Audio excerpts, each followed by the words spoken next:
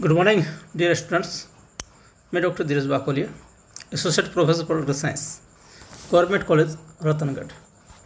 अब हम बात कर रहे हैं राजस्थान का इतिहास, और राजस्थान के इतिहास में अपन चर्चा कर रहे हैं मेवाड़ के इतिहास की। मेवाड़ के इतिहास के क्रम में आज अपना ये अंतिम वीडियो होगा। और अब तक अपन मेवाड़ के इतिहास के जितने भी स्तंभ थे, जो भी महत्वपूर्ण शासक हुए हैं, उन सब का विस्तार से अपन चर्चा कर चुके हैं। आज मेवाड़ के इतिहास के अंतिम जो 3 शासक हैं, उनके बारे में थोड़ी सी चर्चा करेंगे और इसको आज विराम देंगे। उसके पश्चात मारवाड़ के इतिहास पर अपन दृष्टिपात करेंगे।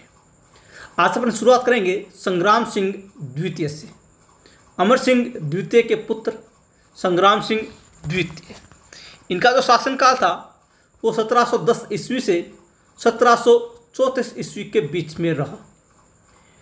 कहा जाता है, जैसा कि कर्नल जेम्स टोड ने कहा है, कि संग्राम सिंह द्वितीय मेवाड़ के इतिहास के अंतिम ऐसे शासक थे जिनके बारे में 2 अच्छे शब्द कहे जा सकते हैं।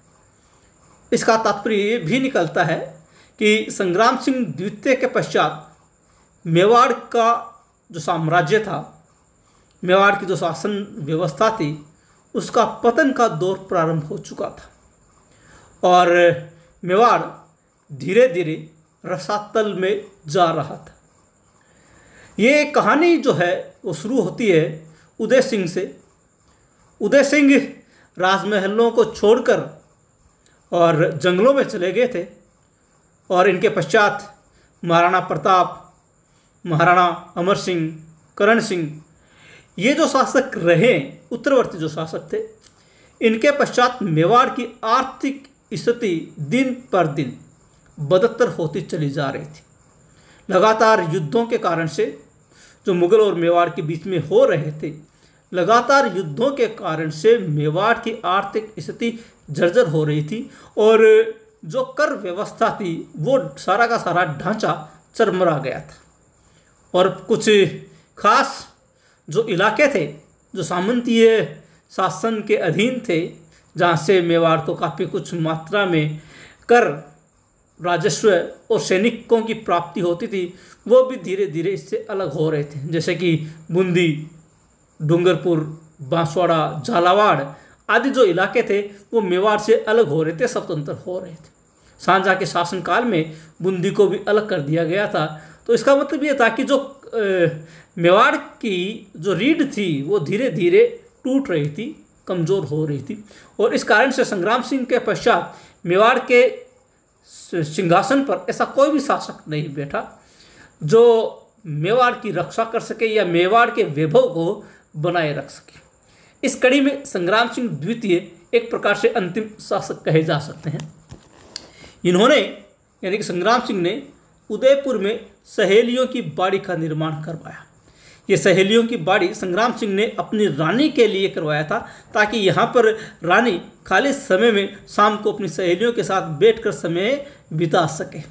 बहुत ही सुरम्य स्थान पर सहेलियों की बाड़ी का निर्माण संग्राम सिंह ने करवाया। इसके अलावा उदयपुर के पास सिसारमा नामक गाँव में, हालांकि आज सिसारमा जो है उदयपुर के अंदर ही आ चुका है, उस समय उदयपुर से बाहर हुआ करता था सिसारमा। उदयपुर के बाहर सिसारमा नामक स्थान पर बैजनाथ मंदिर का निर्माण भी संग्राम सिंह ने करवाया था।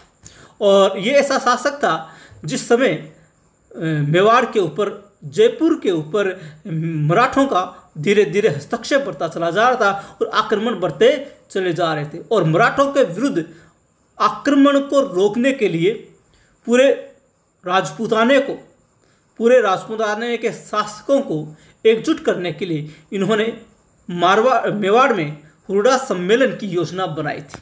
17 जुलाई 1734 को मराठों के विरुद्ध आयोजित होने वाले हुरडा सम्मेलन की अध्यक्षता संग्राम सिंह को करनी थी, किंतु सम्मेलन से पूर्व ही संग्राम सिंह का देहांत हो गया। अभी जैसा मैंने बताया आपको कि ये जो हुरडा सम्मेलन जो आयोजित किया जा रहा था 17 जुलाई 1734 को, इसकी रूपरेखा महाराणा संग्राम सिंह ने ही बनाई। महाराणा संग्राम सिंह ने ही समस्त शासकों को आमंत्रित किया, पत्र व्यवहार किया और 17 जुलाई 1734 का दिन तय हुआ। लेकिन दुर्भाग्य से इस तिथि से पहले संग्राम सिंह का देहांत हो जाता है और इस कारण से वो इस सम्मेलन की अध्यक्षता नहीं कर पाए। फिर इस सम्मेलन की अध्यक्षता इनके पुत्र जगत सिंह द्वितीय ने की थी। इनके शासनकाल की एक महत्वपूर्ण बात इतनी कही जा सकती है कि इनके शासनकाल के समय जो मुगल सम्राट थे फर्रुखशियर, इन्होंने जजिया कर हटा लिया था। हालांकि कुछ समय बाद जजिया कर वापस भी लगा दिया गया। आपको याद होगा पिछले वीडियो में भी मैंने बतलाया था कि जब औरंगजेब हुआ करते थे और उस समय मेवाड़ के शासक राज सिंह हुआ करते थे, तब औरंगजेब ने धार्मिक कर के रूप में जजिया कर लगाया था और इस जजिया कर को हटाने का श्रेय मुगल सम्राट फर्रुखशियर को दिया जाता है। हालांकि कुछ समय पश्चात इन्होंने वापस जजिया कर लगा दिया था, लेकिन वापस जजिया कर लगाने का संग्राम सिंह ने जरा भी परवाह नहीं की और उनको जजिया कर नहीं दिया था। इनके पश्चात जो महत्वपूर्ण शासकों में नाम आ सकता है वो जगत सिंह द्वितीय का है। इनका शासनकाल 1734 से 1751 ईस्वी तक रहा था। इनके शासनकाल की महत्वपूर्ण घटना मराठों का आक्रमण था। क्योंकि अभी मैं जैसे बतला चुका हूँ कि मराठे धीरे धीरे राजपूताने में हस्तक्षेप करते जा रहे थे। राजपूताने के शासकों के ऊपर वो आक्रमण करते और बहुत बड़ी मात्रा में धन या कर वसूल करते थे। जयपुर के ऊपर भी मराठों ने आक्रमण किया था, हमला किया था और वहाँ से भी उन्होंने काफ़ी बड़ी मात्रा में कर वसूला था। जो सवाई माधव सिंह और ईश्वरी सिंह जो दोनों भाई थे, इनके बीच में लड़ाई का एक बड़ा कारण मराठों का हस्तक्षेप भी था। ये चर्चा अपने जब ढूंढाड़ राज्य या ढूंढाड़ शासन व्यवस्था करेंगे तब उसमें चर्चा करेंगे। और इन जगत सिंह द्वितीय के समय मराठों का आक्रमण हुआ और मराठों ने मेवाड़ से कर वसूला था। यानी कि जगत सिंह द्वितीय इतने कमजोर शासक साबित हुए कि मेवाड़ की रक्षा भी नहीं कर सके मराठों से, और मराठों को जगत सिंह ने बहुत बड़ी मात्रा में कर भी देना पड़ा था। 17 जुलाई 1734 को आयोजित हुडा सम्मेलन की अध्यक्षता जगत सिंह ने ही की थी। यानी कि जो संग्राम सिंह द्वितीय ने जो 17 जुलाई 1734 को हुडा में सम्मेलन आयोजित करने की रूपरेखा बनाई थी और इस सम्मेलन में राजपूताने के अधिकांश शासकों ने भाग लिया था और इसकी अध्यक्षता जगत सिंह द्वितीय के द्वारा की गई थी। लेकिन राजपूत शासकों के निजी स्वार्थ के कारण यह सम्मेलन बुरी तरह से असफल रहा था। यानी कि इसमें मराठों के विरुद्ध एकजुटता की स्थापना नहीं हो सकी और इस कारण से सम्मेलन सफल नहीं हुआ। सबसे बड़ा कारण जो राजपूत शासक थे इनके निजी स्वार्थ थे और निजी स्वार्थों के कारण से वो एक नहीं हो पाए और मराठों का कोपभाजन बनना इन्होंने स्वीकार किया। वर्तमान में हुरडा जो है भीलवाड़ा जिले में स्थापित है। जगत सिंह द्वितीय के ही शासनकाल में नादिर शाह का आक्रमण हुआ था। नादिर शाह जो अफगानी हमलावर था, आक्रमणकारी था, लूट करता था, उसने दिल्ली के ऊपर आक्रमण किया। उस समय मेवाड़ पर जगत सिंह द्वितीय का शासनकाल हुआ करता था। 1739 ईस्वी में नादिर शाह का आक्रमण दिल्ली पर होता है और उस समय दिल्ली में एक कमज़ोर शासक मोहम्मद शाह जो अपने इतिहास में रंगीला के नाम से प्रसिद्ध हुए, शायद आपको ध्यान होगा कि वो रंगरेलियों में ज़्यादा व्यस्त रहते थे, राजकाज की बजाय रंगरेलियों में अपना समय व्यतीत करते थे। इस कारण से इनको एक उपाधि प्राप्त हुई, वो थी रंगीला। और इसी के शासनकाल में 1739 ईस्वी में नादिर शाह ने दिल्ली के ऊपर आक्रमण किया था और नादिर शाह कोहिनूर हीरा जड़ित मयूर सिंहासन अपने साथ ले गया था। वो मयूर सिंहासन जिसके ऊपर कभी अलग अलग समय में अलग अलग राजा महाराजा विराजमान रहे थे, मुगल साम्राज्य के अधीन था, मुगल शासक उस पर आसीन हुआ करते थे और इन्हीं के समय नादिर शाह ने हमला किया और कोहिनूर हीरा जड़ित मयूर सिंहासन नादिर शाह भारत से जाते हुए अपने साथ ले गया था। जगत सिंह द्वितीय ने पिछोला झील के तट पर जगत विलास नामक महल का निर्माण करवाया। आज भी जगत सिंह द्वितीय के समय का जगत विलास नामक महल देखा जा सकता है, जो सिटी पैलेस का ही एक भाग है, जो पिछोला झील के किनारे पर स्थित। इसी के शासनकाल में दरबारी कवि नेकराम ने जगत विलास नामक ग्रंथ लिखा। नेकराम जो जगत सिंह द्वितीय के दरबारी कवि हुआ करते थे, उन्होंने जगत सिंह की प्रशंसा में एक ग्रंथ लिखा। वो ग्रंथ जगत विलास नामक ग्रंथ कहलाता है। और इस कड़ी में अंतिम जो शासक हैं वो है महाराणा भीम सिंह। महाराणा भीम सिंह का शासनकाल 1778 से 1828 ईस्वी के बीच में रहा था। इनके शासनकाल में 3 राज्यों जयपुर, जोधपुर तथा उदयपुर के बीच में त्रिपक्षीय संघर्ष देखा जा सकता है। इतिहास में एक त्रिपक्षीय संघर्ष हम देखते हैं भारतीय इतिहास में, जहाँ पर पाल, राष्ट्रकूट और प्रतिहारों के बीच में, 3 सत्ताओं के बीच में कन्नौज के ऊपर अधिकार को लेकर त्रिपक्षीय संघर्ष हुआ। वो बानगी राजपूताने में भी देखने को मिली, जब जयपुर, जोधपुर और उदयपुर, यूं कह सकते हैं अपन, ढूंढाड़, मारवाड़ और मेवाड़ के बीच में त्रिपक्षीय संघर्ष संपन्न हुआ था। इस त्रिपक्षीय संघर्ष का प्रमुख कारण था मेवाड़ के शासक भीम सिंह की पुत्री कृष्णा कुमारी। मेवाड़ के शासक भीम सिंह ने अपनी पुत्री कृष्णा कुमारी का विवाह जोधपुर के शासक भीम सिंह के साथ तय किया। ध्यान दीजिएगा, मेवाड़ के शासक थे भीम सिंह और इनकी पुत्री थी कृष्णा कुमारी, और भीम सिंह ने अपनी पुत्री कृष्णा कुमारी का विवाह जोधपुर के शासक भीम सिंह के साथ तय किया। इसका मतलब मेवाड़ में भी उस समय भीम सिंह राजा हुआ करते थे और मारवाड़ में भी उस समय भीम सिंह नाम के राजा हुआ करते थे। लेकिन विवाह से पूर्व ही भीम सिंह की मृत्यु हो जाती है। भीम सिंह जो जोधपुर के शासक थे, इनकी मृत्यु विवाह से पूर्व हो जाती है। यानी कि कृष्णा कुमारी का विवाह भीम सिंह जोधपुर से होने वाला था, लेकिन भीम सिंह की मृत्यु विवाह से पहले हो जाती है। और भीम सिंह की मृत्यु के पश्चात जोधपुर के नए शासक बनते हैं मान सिंह। यानी कि भीम सिंह का जैसा ही देहांत होता है, उसके पश्चात जोधपुर के शासक मान सिंह नियुक्त होते हैं। लेकिन जोधपुर के भीम सिंह की मृत्यु के पश्चात कृष्णा कुमारी का विवाह जयपुर के शासक जगत सिंह के साथ तय हो जाता है। यानी कि भीम सिंह, जिन्होंने अपनी पुत्री कृष्णा कुमारी का विवाह पहले जोधपुर के शासक भीम सिंह के साथ तय किया था, भीम सिंह की मृत्यु हो जाने के कारण से आखिरकार कृष्णा कुमारी का विवाह जयपुर के तत्कालिक शासक जगत सिंह के साथ तय हो जाता है।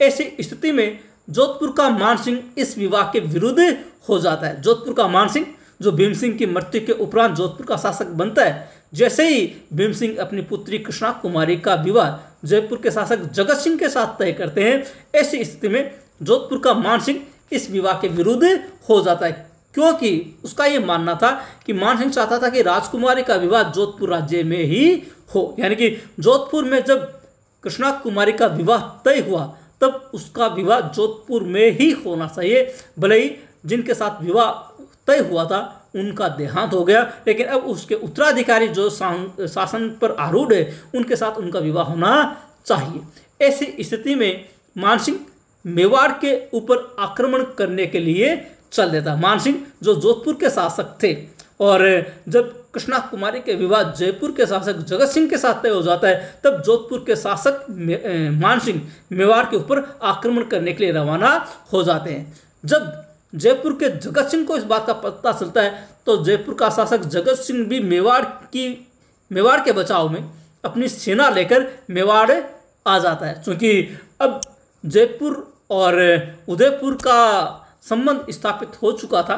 कृष्णा कुमारी का विवाह जो है वो जयपुर के जगत सिंह के साथ तय हो चुका था। इस कारण से जगत सिंह भी मेवाड़ की रक्षा के लिए जोधपुर के विरुद्ध सेना लेकर मेवाड़ की तरफ चल देते हैं।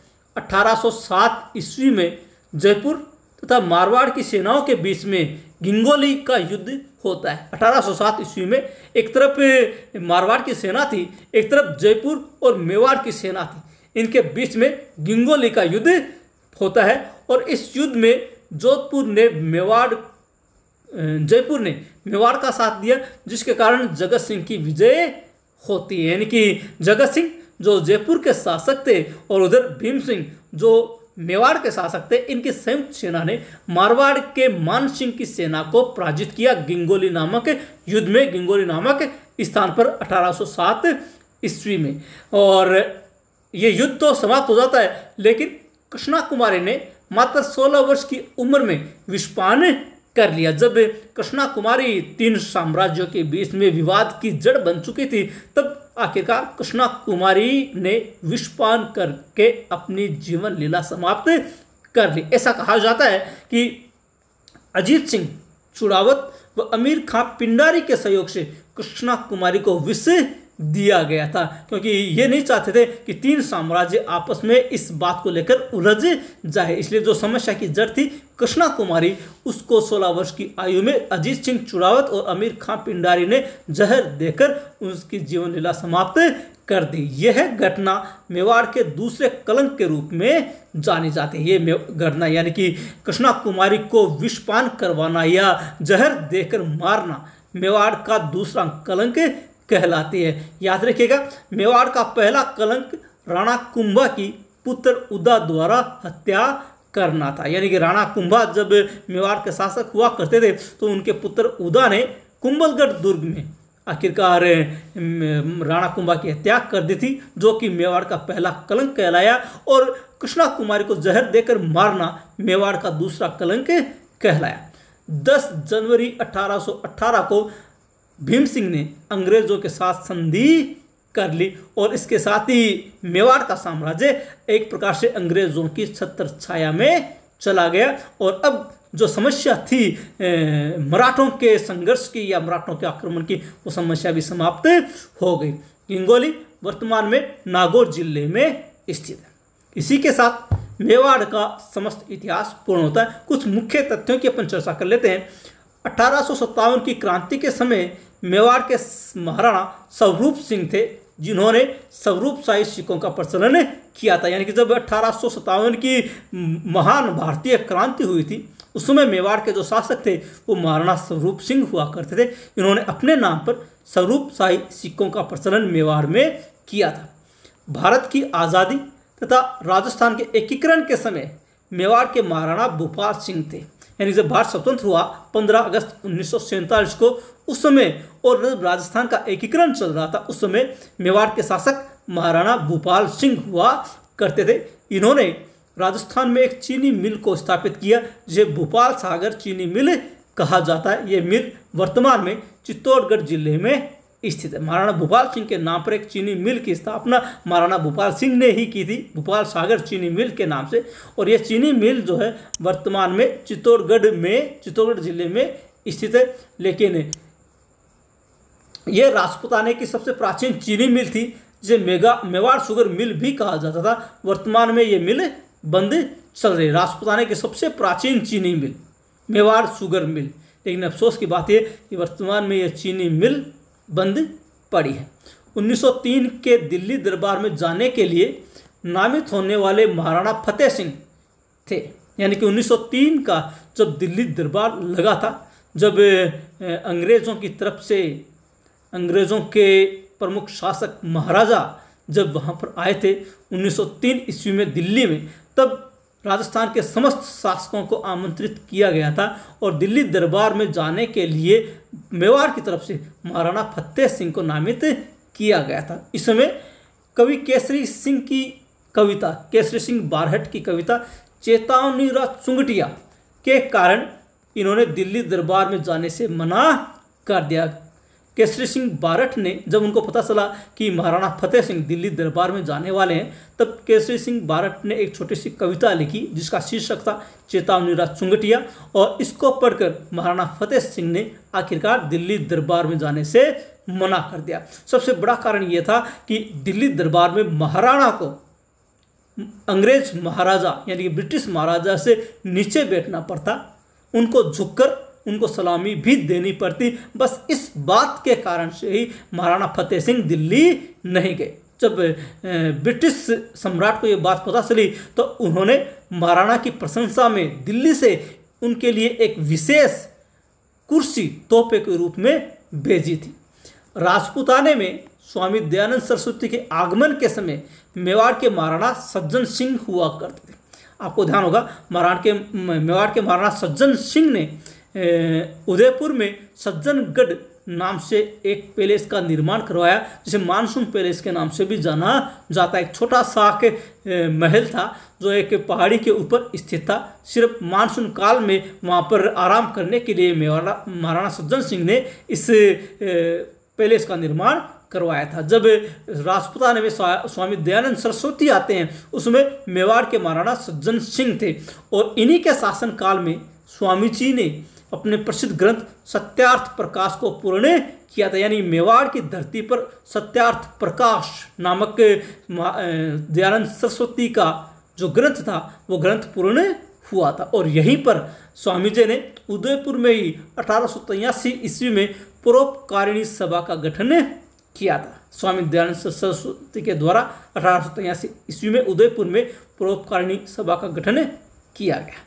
तो प्रिय विद्यार्थियों, ये है मेवाड़ का इतिहास। मेवाड़ के इतिहास के संदर्भ में अपने जितने भी मुख्य शासक, मुख्य घटनाएं मेवाड़ के इतिहास के संदर्भ में संपन्न हुई थी, उन सब की अपन ने चर्चा की है। जो भी मुख्य शासक हुए और उनके शासनकाल में जो भी घटनाक्रम हुआ है, उनके बारे में अपन चर्चा कर चुके हैं। और इसी के साथ मेवाड़ का इतिहास पूर्ण होता है। अगले वीडियो में अपन मारवाड़ के इतिहास से एक नई कहानी की शुरुआत करेंगे। आशा है आपको वीडियो पसंद आया होगा। और अब तक अगर आपने चैनल को सब्सक्राइब नहीं किया है तो कृपया चैनल को सब्सक्राइब अवश्य कर लें। मिलते हैं अगले वीडियो में एक नए टॉपिक के साथ। तब तक के लिए धन्यवाद।